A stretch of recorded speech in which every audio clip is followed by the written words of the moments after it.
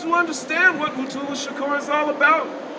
And we have to understand that in spite of the fact that they demonstrate such a commitment to humiliating and demoralizing the community, that what they don't understand is the consciousness of oppressed people and African people in particular. Because when you isolate an individual like this, when you treat an individual like this, when you so blatantly dehumanize him, when you degrade him, when you take away his dignity and his very right as a human being to die with dignity, then what you do is you don't send a message to the masses of the people that they are going to be intimidated or afraid. You only make them angry. You only raise their level of consciousness. You only intensify their commitment to resist.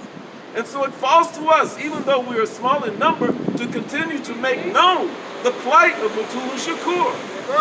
Because we take a negative that has been imposed by the federal government and transform it into a positive. We help the people to understand the blatant unfairness and injustice that has been meted out upon this man who has devoted his life to trying to make life better for other people. And we have to just break it down to the most basic level.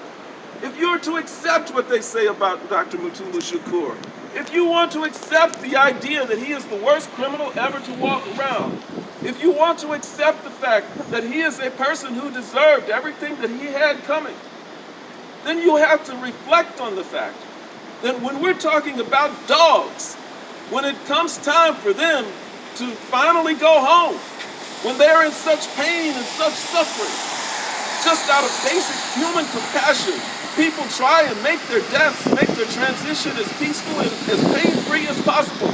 They do that for a dog. And they're not even willing to do that for Dr. Shakur, which lets